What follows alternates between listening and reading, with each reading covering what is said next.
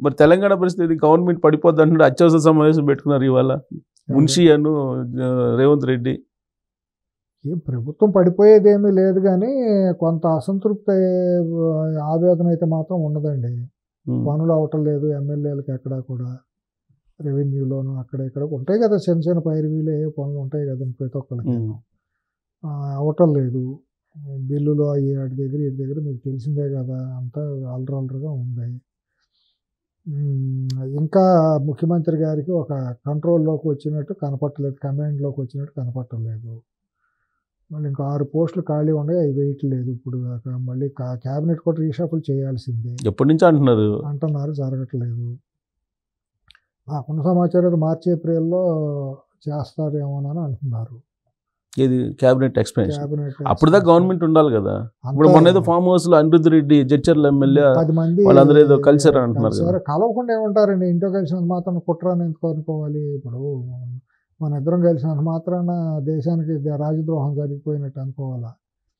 అట్లాగే 10 మంది వాళ్ళు లైక్ మైండెడ్ ఒకే పార్టీ ఎమ్మెల్యేలు కలిశారు, మాట్లాడుకున్నారు. దాన్ని ఏది వేరే కోణంలో చూసిన వాళ్ళు చూస్తున్నారు. అది అసంతృప్తి అన్నమాట వాస్తవం. అందుకనే దీపాద మున్షి గారు వీళ్ళందరూ కలిసి, పిసిసి వీళ్ళందరూ కలిసి ఎందుకు వచ్చింది అసమ్మతి ఏంటి, కార్యకారణాలు ఏంటి అనేది మాట్లాడుకుంటారు. కానీ ఇక్కడ కూడా లండన్లో పెద్ద స్కెచ్ చేశారు జగన్మోహన్ రెడ్డి. ఆయన అనుచరుడు క్యాబినెట్లో ఉన్నాడు, ఆయన ద్వారా గవర్నమెంట్ పడగొడుతున్నారు రేవంత్ రెడ్డి. అందుకే ఫామ్ హౌస్లో కూర్చున్నటువంటి కేసీఆర్ గారు దెబ్బ కొడితే మళ్ళీ దిమ్మ తిరిగిపోవాలని అంటారు. ఇప్పుడు అవకాశాలు లేవు అని కొట్టేయటానికి వీలు లేదు సుబ్బారావు గారు. ఇక్కడ బీజేపీ కూడా అవకాశంగా రెడీగానే ఉంటుంది.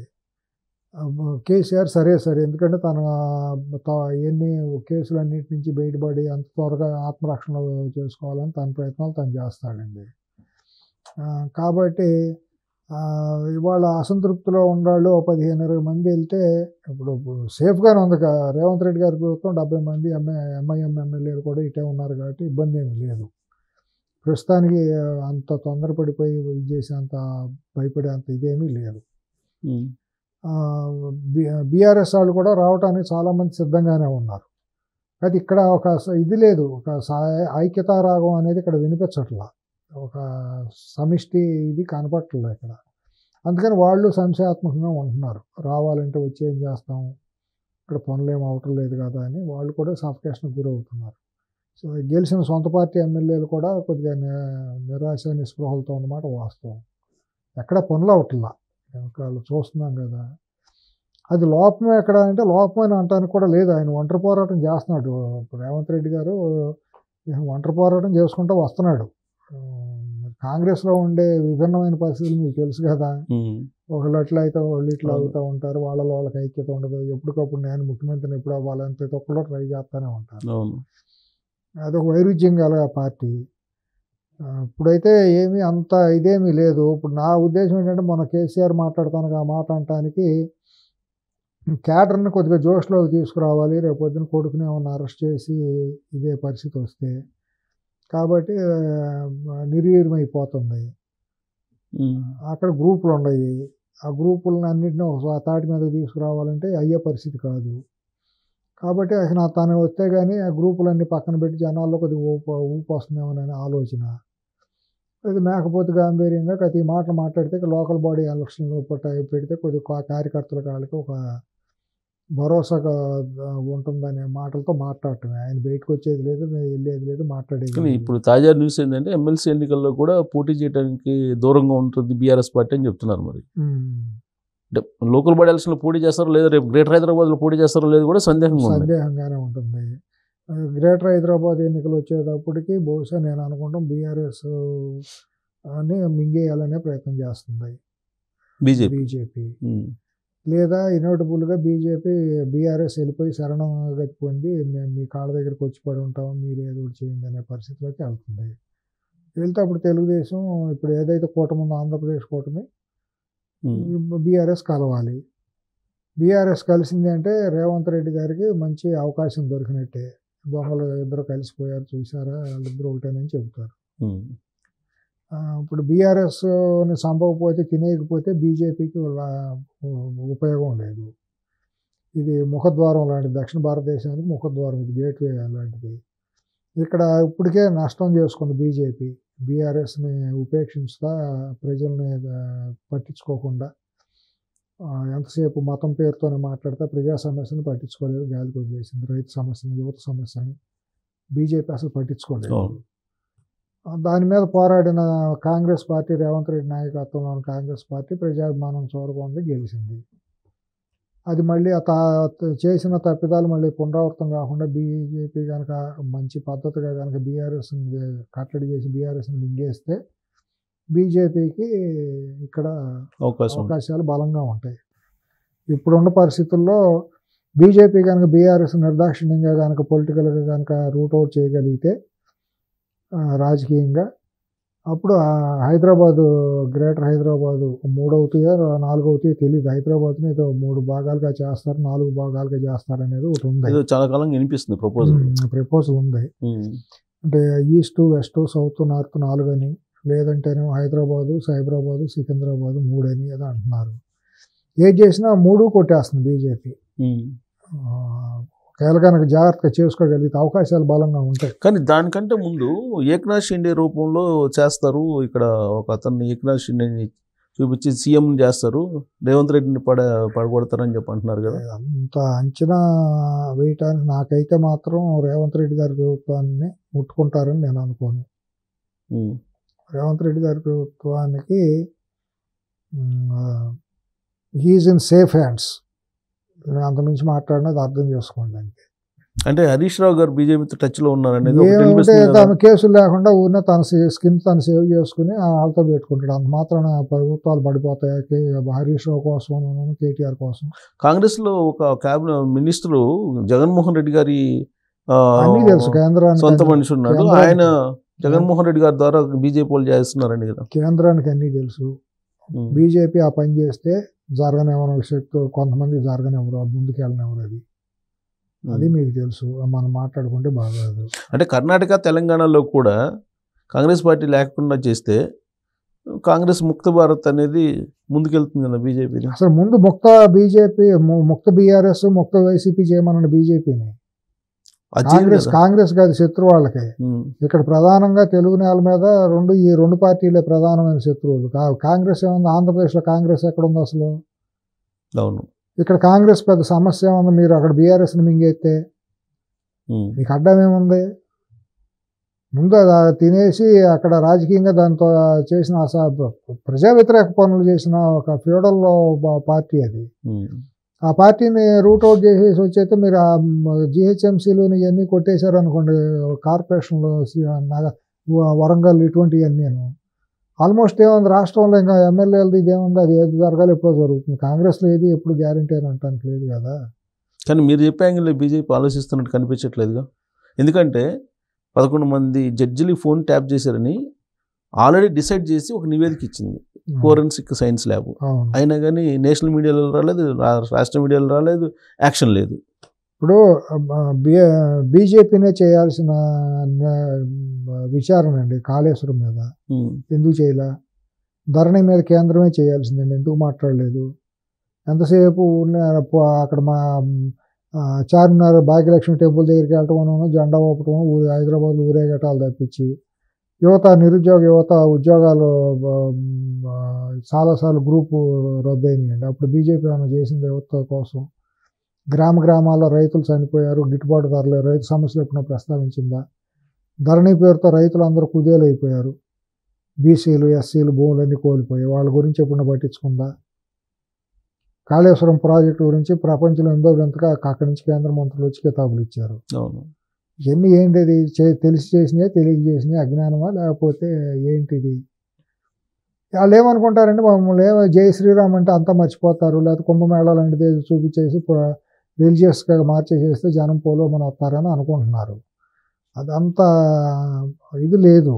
ప్రజలు అంత అమాయకులు, అజ్ఞానులు కాదండి. ప్రజలకు సమస్యల మీద ఎవరైతే పోరాడతారో వాళ్ళని గౌరవిస్తారు. కానీ ఏదో తీసుకెళ్ళి కుంభమేళాలోనూ దేవుణ్ణి, రాముని, అయోధ్యలో రామ మందిరం కట్టయితే పేదాడికి వచ్చే లాభం ఏంటి?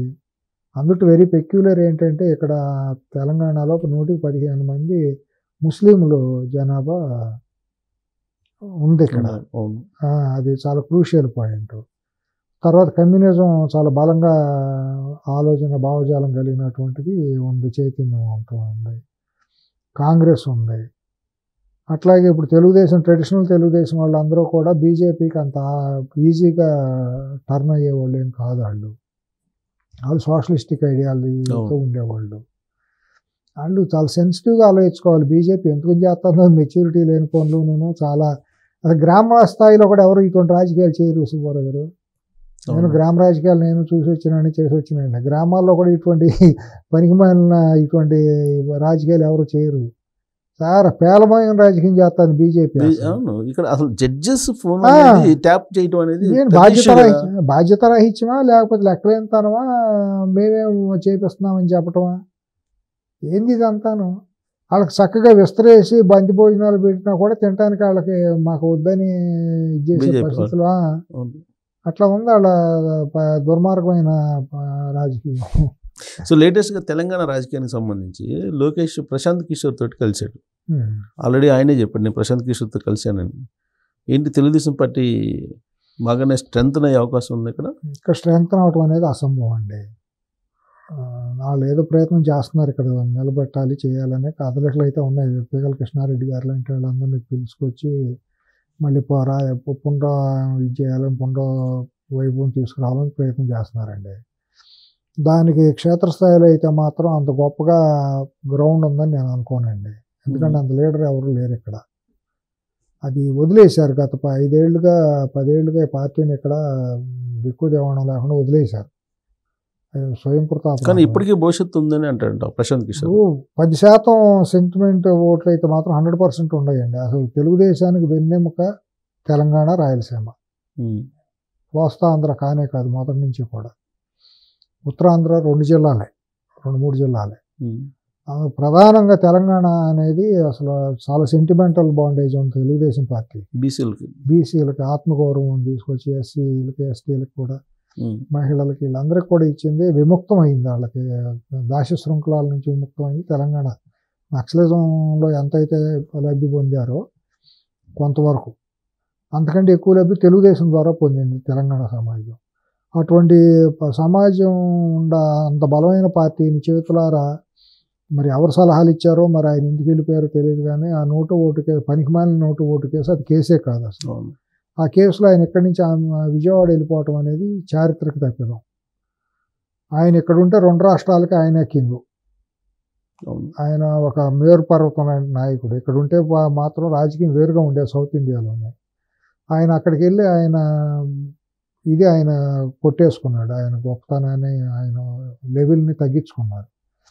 ఇక్కడ అప్పటి నుంచి కూడా పట్టించుకున్న వాళ్ళు ఎవరు లేరు నాయకత్వం. లోకేష్ కూడా అసలు ఎప్పుడు ఇక్కడ దృష్టి పెట్టి చూడలేదు. ఇక్కడ ఎవరన్నా నాయకులను, జిల్లాల వారీగా నాయకులను పిలవటం, మాట్లాడటం అనేది కూడా ఎప్పుడూ జరగలేదు. ఇక్కడ ఏంటంటే మమకారం పోకాను మొదటి నుంచి గుడ్డి ప్రేమ ఉన్న వాళ్ళందరూ కొంతమంది ఉండిపోయారు తెలుగుదేశం అనే దీంతో. కొంతమంది ఏమో కొన్ని పరిస్థితుల రీత్యా వాళ్ళ వ్యాపారాలు, వాళ్ళ మనుగడ కోసం ఏంటంటే తప్పనిసరి పరిస్థితులు టీఆర్ఎస్లో చేరటం, అటువైపుకి వెళ్ళటం జరిగింది. మళ్ళీ వాళ్ళు ఇప్పుడు వెనక్కి రావాలి అని అంటే మాత్రం బీజేపీ మీద కూడా ఆధారపడి ఉంటుంది.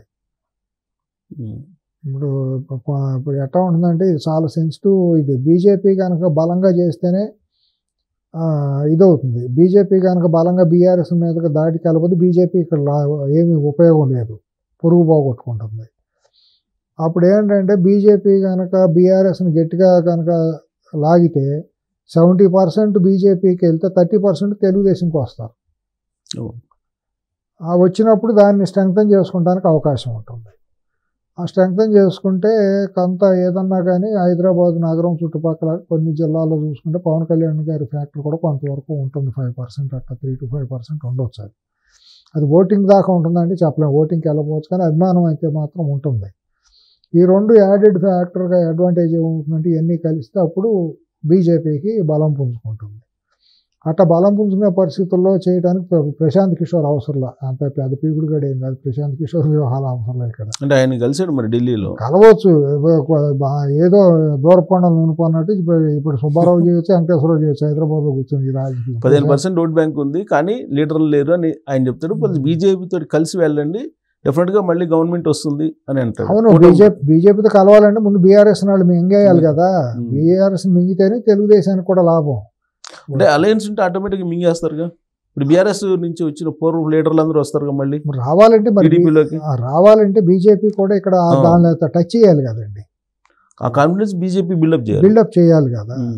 మరి ఇక్కడేమో వాళ్ళకే బ్రోటస్లు చాలా మంది ఉన్నారు కదా బీజేపీలో.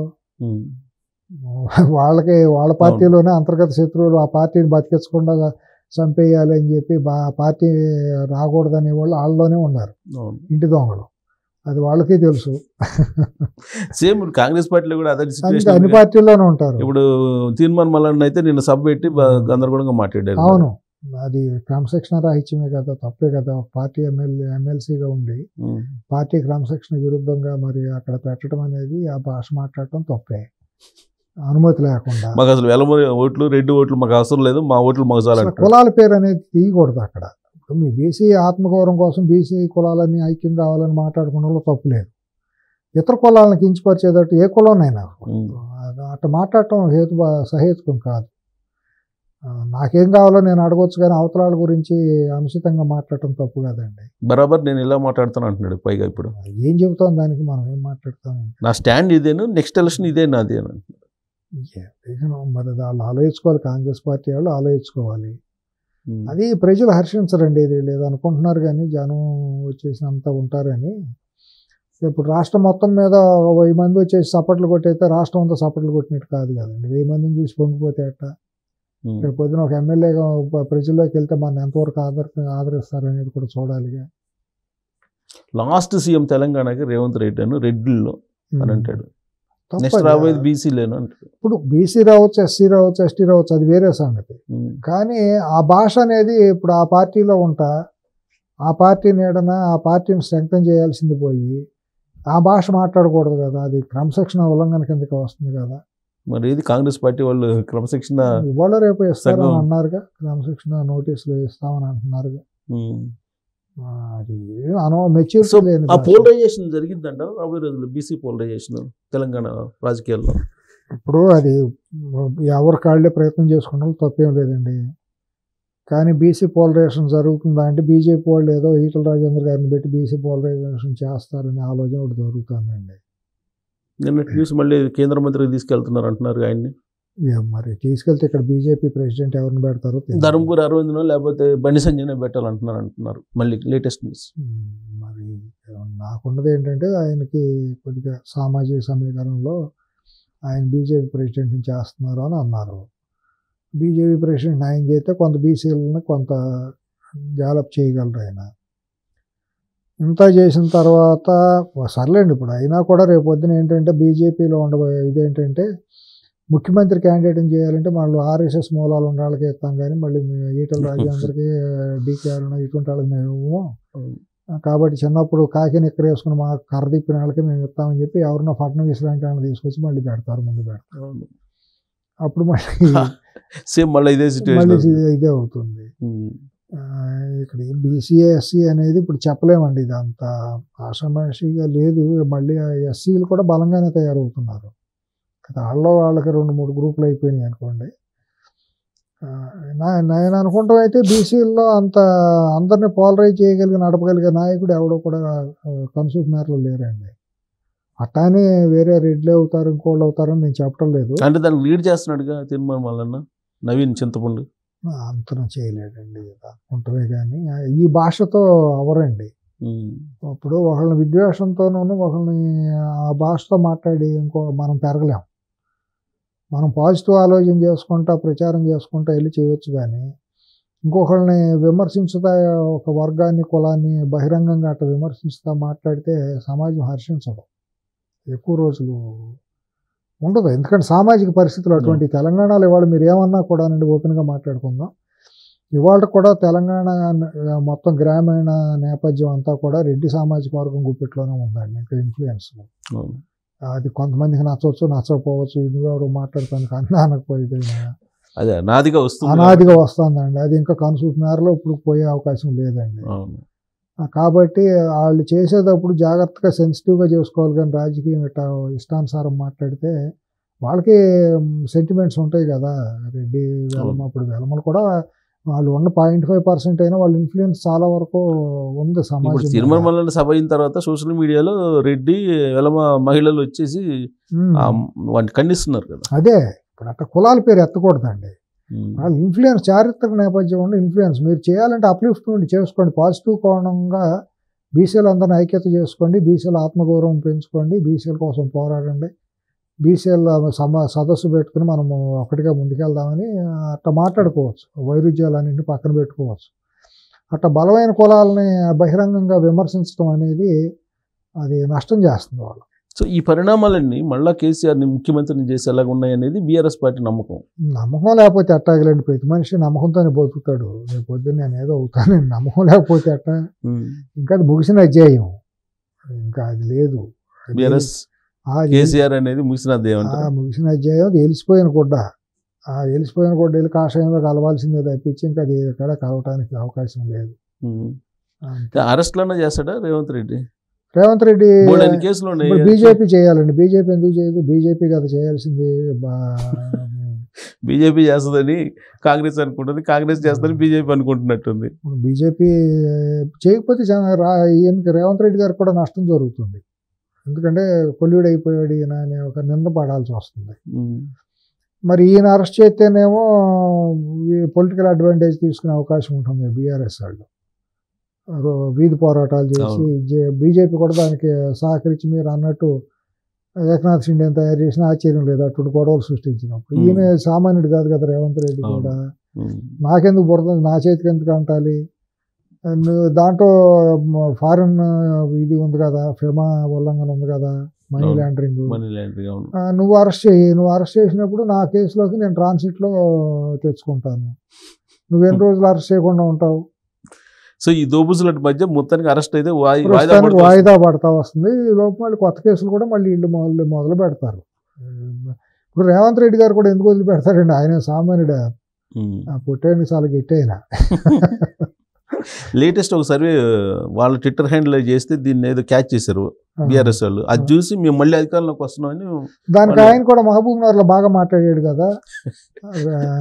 ఇది సల్మాన్ ఖాన్, రేఖా సావంత బ్రహ్మాండంగా మాట్లాడాడు. రాకేష్ సావంత్ ఎవరు వచ్చినాయి అని చెప్పి చేసినట్టే ఉంటుందని చెప్పి కౌంటర్ ఇచ్చాడు. ఆ కౌంటర్ ఇవ్వగలిగిన వాళ్ళు ఇంకెవరు లేరు తెలంగాణ రాష్ట్రంలో. అదే ఆయన కలిసి వచ్చింది, రేవంత్ కలిసి వచ్చింది.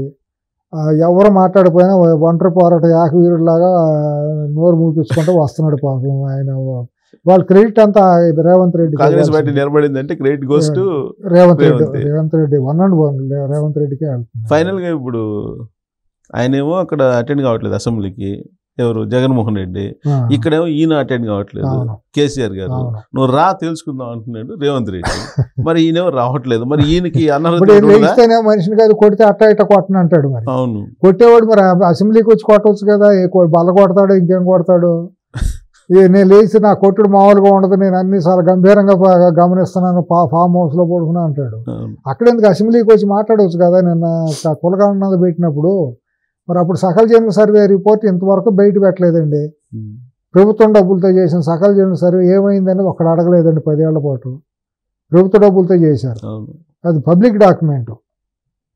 ఇవాళ వచ్చేసి దాని మీద ఇష్టానుసారం మాట్లాడతారు. కాంగ్రెస్ పార్టీ చేసిన సర్వే మీద జానారెడ్డి సర్వే అంటారు ఏంటి? అది ఇచ్చితరంగా లాజిక్ ఏదన్నా మాట్లాడొచ్చులేండి. మీ సర్వే ఏమైంది? మీ సర్వే చెప్పాలి కదా. అర్ధరహితం ఇష్టం నోరు ఉండే వాళ్ళకి ఊరంతా బలాదూరండి. వాళ్ళకి నోరు ఉంది. దేవుడు ఇచ్చిన పెద్ద వరం ఏంటంటే బీఆర్ఎస్ కల్వకుంట్ల కుటుంబానికి నోరు ఉంది. కిరాయి మీడియా, అద్దె మీడియా ఉంది ఇక్కడ. ఆ 2 బలంగా సరిపోతున్నాయి. ఆయన రేవంత్ రెడ్డి గారికి బలహీనం ఏంటంటే పార్టీలో సహకరించే హ్యాండ్స్ తక్కువగా ఉన్నాయి. ఒంటరి పోరాటం. మీడియా కూడా ఆయనకి అంతంత మాత్రంగానే సహకరిస్తుంది. ఉన్న మీడియా కూడా ఇట్లాంటి సర్వేలు పెట్టి అబాస్పాలు చేస్తున్నారు. కోవర్ట్లో కొంతమంది ఏమో పక్కన ఉన్న వాళ్ళు కూడానేమో మరి సలహాదారులు కూడా సోషల్ మీడియా వీక్ గా ఉంది. అది సరిదిద్దుకోవాలి. ఇప్పుడు ఇన్ని అనర్హత ఈయన మీద కూడా వేయచ్చు, నిర్దాక్షిణ్యం చేయొచ్చు. ఎందుకు వేయకూడదు? రాకపోయినప్పుడు నోటీసులు పంపించు, వేయచ్చు. ఇప్పుడు అక్కడ జగన్ మీద అనర్హత వేసేస్తే అప్పుడు దాన్ని చూపిస్తారు. వేస్తారు, 100% వేస్తారు. ఏమి తక్కువ అంచనా వేయడానికి లేదండి. రేవంత్ రెడ్డి గారిని తక్కువ అంచనా వేసి ఏదో ఊరినే తూతూ మాత్రం కానీ వాళ్ళు ఏదో భ్రమల్లో బతుకుతున్నారు కానీ వాళ్ళు ఒకటైతే 4 వేస్తాడు, సామాన్యుడు కాదు. చాలా గుంభనంగా చాలా ఏమీ తెలియనట్టు ఉంటాడు, చేయాల్సిన పనులన్నీ చేస్తూ ఉంటాడు. మరి కేరళ కేసీఆర్ తాడిదంతే రేవంత్ తాళందండి వాడు. ఇదంతా ఇదైతే మళ్ళీ కేరళ లిక్కర్ స్కామ్ వచ్చింది. అవునుగా, వచ్చిందిగా. మీరు అప్పుడు చూడండి 1819లో అక్కడ అతను పినరాయి విజయన్ ఇక్కడికి వచ్చి తరచుగా రావటం, డిన్నర్లు, ఖమ్మంలు, మీటింగులు.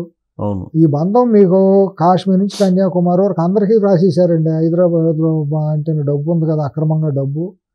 ఈ డబ్బు మతంతో స్పెషల్ ఫ్లైట్లు వేసుకుని దొరికిన కాడికి దొరికినట్టు మూసినది బురదంతా రాసుకుంటూ వెళ్ళిపోయారండి. దేశం మొత్తాన్ని అగ్గి పెట్టిండేవాడిని అంటున్నాడు. ఇదే అగ్గి అందరికి బురద రాసేసి అందరినీ చరిత్రహీనులు చేసేసి. ఇప్పుడు పైన ఒక నేచర్ అనేది ఒకటి ఉంటుందండి. ఆ nature will correct at the appropriate time. ఎవరైనా విర్రవీగినంత మనం గొప్పవాళ్ళం కాదండి. మనం ఎంత గొప్పవాళ్ళమైనా మన కాళ్ళు భూమి మీద ఆగాలి, కానీ మనం విర్రవీగితే ఎప్పుడోసారి చిన్న గాలివానక పంపుకోవాల్సిందే. అదే ఇద్దరికే జరిగింది. అదే అక్కడ 11 సీట్లు వచ్చి అట పడేశారు, ఎర్రవీగిపోయాడు. 30 ఏళ్ళు నేనేనని కన్ను మీను కానకుండా. ఇక్కడ కూడా వచ్చింది, ఒంటరి పోరాటం చేశాడు, ప్రజలను సమీకరించాడు, నమ్మకం ఏర్పాటు చేశాడు, కొట్టిపారేసాడు రేవంత్. కానీ అక్కడ ఆయన పాపం వైనాట్ 175 అంటూ ఆయన అనాలి. అదే ఇప్పుడు వీళ్ళైతే ఎట్ట కలగంటున్నారు, అతను అట్టే కలగన్నాడు కదా, వైనాట్ 175 అన్నాడు కదా. అది చివరికి 11కి వచ్చారు. నెక్స్ట్ మళ్ళీ నేనే అంటాడు. మళ్ళీ అనాలి, అనకపోతే ఎట్టా ఉంటుంది. ఇక్కడేమో నేను కొడితే మళ్ళీ తిరిగి ఉండదని ఈయన అంటాడు. ఏం కొట్టాలి మరి, అది కొట్టేది ఏంటో పొద్దున సాయంత్రం ఏం కొడతాడు మరి, అది జనాలు కూడా అడుగుతున్నారు ఏం కొడతావు కాకా అని. వీళ్ళిద్దరికి మరి ఎమ్మెల్యే పదవి పోవటం ఖాయం అంటారా?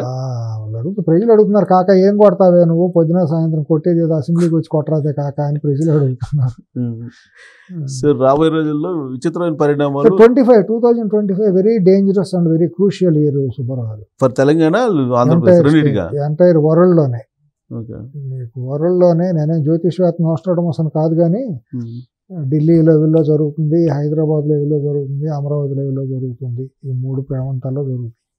మీరు అంటే క్రూషియల్ అంటే నాకు అక్కడ స్లీపర్ సెల్స్ ఏమైనా యాక్టివ్ అవుతాయి? ఏదన్నా జరగవచ్చు, నేను చెబుతున్నా, అది జరగవచ్చు, ఏదన్నా జరగవచ్చు. సెన్సేషనల్ ఈవెంట్స్ జరుగుతాయి. అమెరికాలో కూడా సెన్సేషనల్ ఈవెంట్స్ జరుగుతాయి, ఆల్రెడీ జరుగుతున్నాయి. ఇప్పుడు కట్టిపడేసి తీసుకొచ్చి ఇంకా జరుగుతాయి, ఇంకా జరగబోయే జూన్ జూలై నాటికి వచ్చేటప్పటికి మనం చాలా పరిణామాలను, బ్రేకింగ్ వార్తలను మనం చూడటానికి రెడీగా ఉండాలి. Right sir, thank you.